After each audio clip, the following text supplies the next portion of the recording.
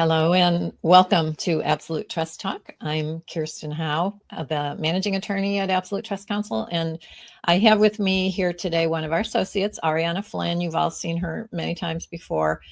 Ariana just got back from a weekend in Las Vegas. Was not what you normally think of as a weekend in Las Vegas. Tell us a little bit about what you were doing down there. Yeah, absolutely. Yeah, not your typical Vegas trip. I was actually there for a basketball tournament. I coach a traveling team sponsored by Nike, and we had one of our tournaments in Vegas, and we're actually heading over to Chicago this weekend. So I actually leave later today for my flight, and Chicago. This is the final tournament, kind of the end of the season tournament. So yeah, very exciting. That's great. And it went well. You won some games this weekend. We did. We won some games, and then we also learned from some games too. That's how I would phrase it. That's the way you do it. Absolutely. Either you won or it was a learning opportunity. That's definitely good. Positive coaching attitude. Okay, but you all are not here to talk about basketball or even Las Vegas. We're here today. We're going to talk about advanced healthcare and end-of-life planning. And I was inspired to do this episode because in the last maybe 2 or 3 weeks, I've had a number of conversations very similar with different clients on this topic. And we got into a lot of really deep, kind of heavy stuff. And it reminded me of how often I have these kinds of conversations with clients and how much misunderstanding or half understanding there is out there. And my vision is that we're going to bring it all together in one place, everything. Don't worry, it's not going to be one episode. The plan is to cut it into 3 short episodes because we know nobody wants to listen for 45 minutes to a couple of attorneys talking. So we're going to cut it into 3 logically separated episodes. But my goal is to kind of cover the whole territory on end-of-life planning, healthcare planning. We're going to cover assisted suicide. We're going to cover euthanasia, all of it. All right. So today, though, we're just going to cover the legal documents that should be part of every estate plan. As part of what we do as estate planners. We're just going to talk about those 2 documents. So Ariana, let's have you talk about the first one. Yeah, absolutely. You just mentioned one of the big 4 documents of your estate plan is the Healthcare Directive. We are California specific, so this is a California Advanced Healthcare Directive, and that is a document that does one of several things, but the main kind of thing it does is helps you appoint a person to make decisions for you in a medical sense if you're not able to make those decisions yourself. And the Healthcare Directive provides a roadmap of your preferences and decisions on these, specific treatments, like pain relief, artificial ventilation, hydration, things like that, and anything else that you may want to kind of add into the Healthcare Directive too. For example, blood transfusions or some other sort of niche and specific healthcare decisions that you would like or would not like. The Healthcare Directive also can touch on, the expression of end-of-life decisions as well. Kind of that myth of, the Healthcare Directive is just who gets to pull the plug, but it's really, beyond just that one decision. It encompasses so much more. Right. And so the main, I think, takeaway about the Healthcare Directive, well, there might be a couple, but as you said, the point of it, the legal aspect of it is that you are naming someone who will make decisions for you. They have legal authority to do that. That is the legal function of that document. In addition, you can throw in your wishes. This is what I would like. This is what I want my healthcare agent to know. But those are wishes. They're not legally binding. What's legally binding is that person has the authority to make those decisions. Absolutely.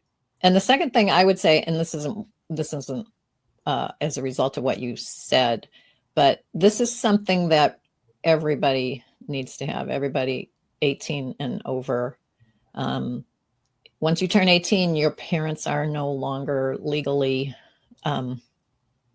you're not their responsibility anymore, and they don't really have any legal rights over you or your decision making. So everybody 18 and over needs one of these, whether you have a lot of money or no money. You might not need a will, but you do need this. Okay, let's talk about the other legal document, which is something that we do in our practice. It's not one of the big four, but we do it because we think it's important.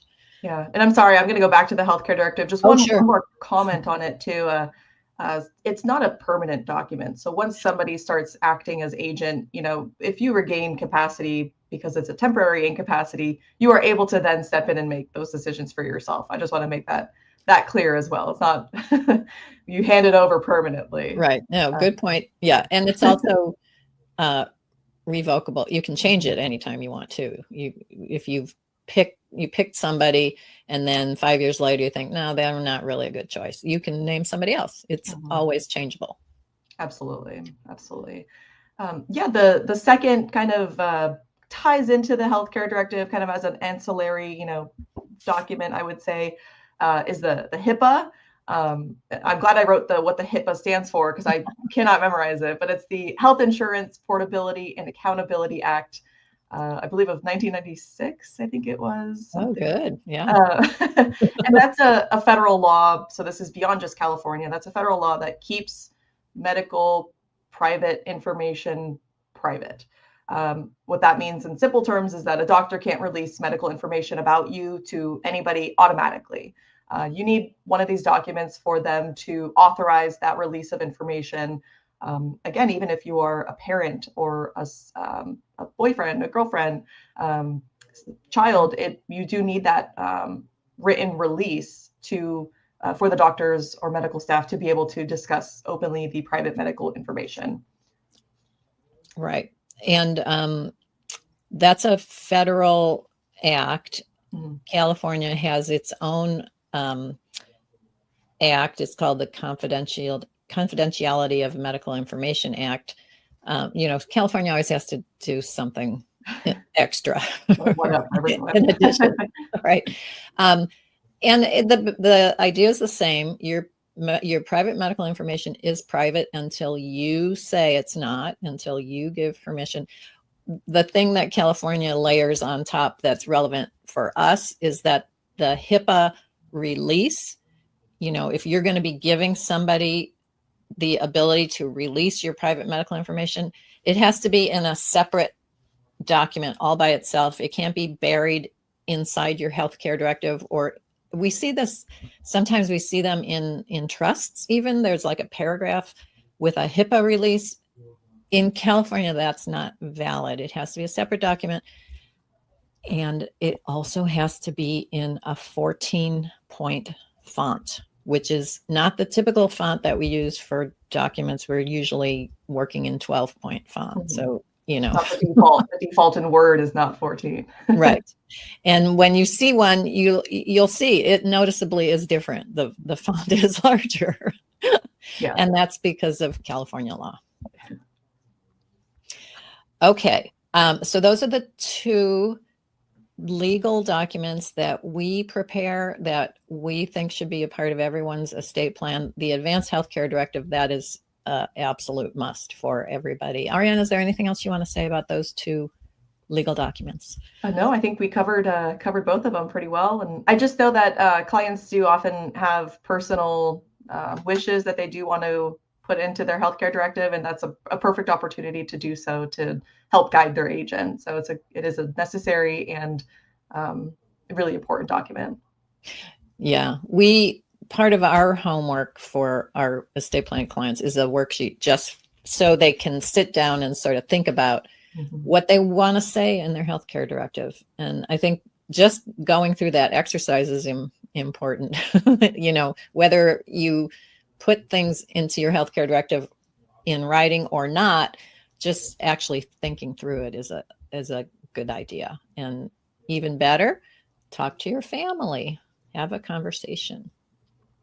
Okay, so as I said, we're going to pick this up in a second episode. We're going to talk about some more documents, not the legal documents. We're going to be talking next episode about medical documents. So we hope you learned something today, and we will connect with you next time. Thank you for joining us today for another episode of Absolute Trust Talk Live. If you enjoyed listening in, then don't forget to subscribe. You can find us on Apple Podcasts or wherever you may listen by searching Absolute Trust Talk.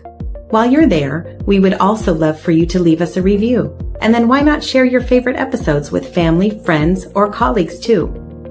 You can find all of our shows and corresponding show notes by visiting absolutetrustcouncil.com. You'll also find a variety of other free resources, including our ebooks, videos, blogs, presentations, and more. If you need help with your estate planning or administration, we also offer a free discovery call to help get the process started. You can find more information on booking your session by visiting absolutetrustcouncil.com/scheduling. Don't forget to keep an eye out for our next live episode. If you join us for the broadcast, you can submit questions during the show. But if not, don't worry. You can always get in touch with us by sending a quick message to info@absolutetrustcouncil.com.